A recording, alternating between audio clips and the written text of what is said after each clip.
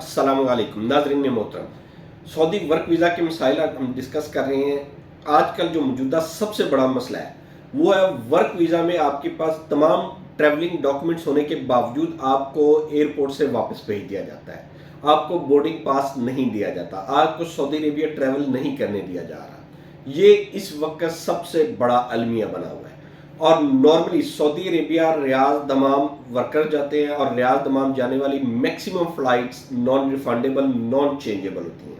लिहाजा और ऊपर से टिकटों की प्राइस भी आजकल डबल हुई है। वर्कर्स का लाखों का नुकसान रोजाना की बुनियाद पर हो रहा है। अगर हम रोजाना देखें तो हर एयरपोर्ट से 2-4 वर्कर्स को ऑफलोड कर दिया जाता है बगैर किसी प्रॉपर लॉजिक के रीजन के। ना उनके पास कोई इलीगल चीजें होती है, ना उनके पास कोई इलीगल डॉक्यूमेंट्स होते हैं।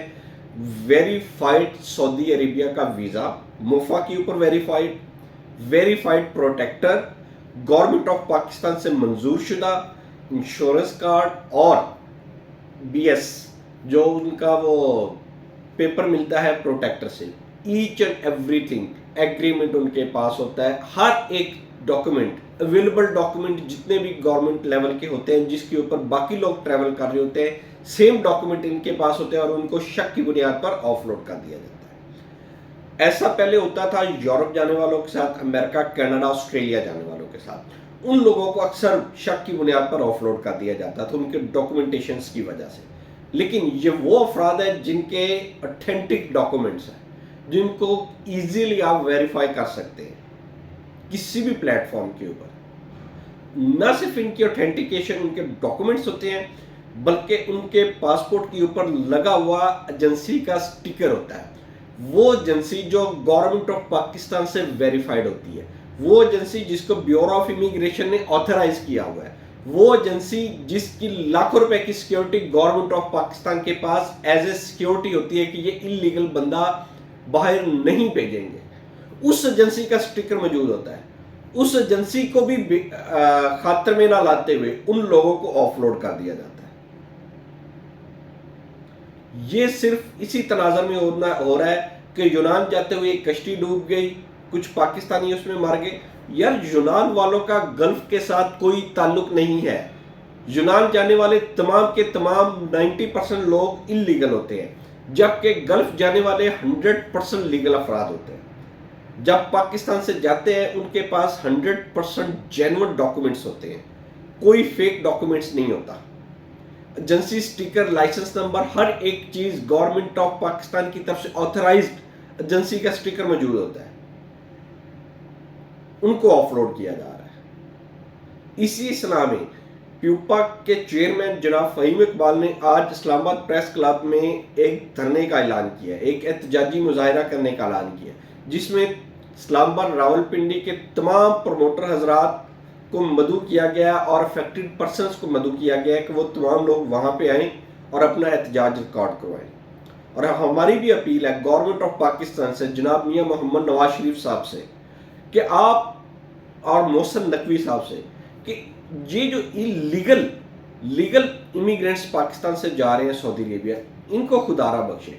हमारा मैक्सिमम 70% रेवेन्यू गल्फ से आता है और आप गल्फ को ही हमारे लिए मसाइल का गढ़ बना रहे हैं। उनकी तरफ से तो जो मसाइल आ रहे हैं सो आ रहे हैं, पाकिस्तानी गवर्नमेंट भी इनके हाय रास्ते में मसाइल पैदा कर रही है। आपसे रिक्वेस्ट सिर्फ इतनी है कि इन मसाइल को आप टेकअप करें, देखें।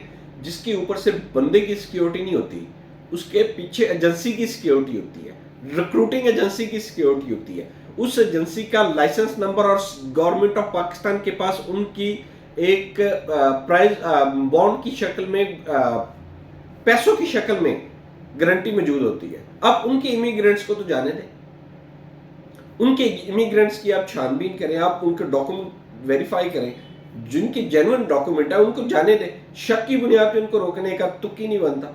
उनके सामान से कुछ बरामद होता है वो आप करें, लेकिन शक की बुनियाद पर, सिर्फ शक की बुनियाद पर उतारना ना इंसाफी है उन लोगों के साथ। ये गल्फ जाने वाले 95% गरीब और मुतवसत तबके से ताल्लुक़ रखने वाले अफराद होते हैं।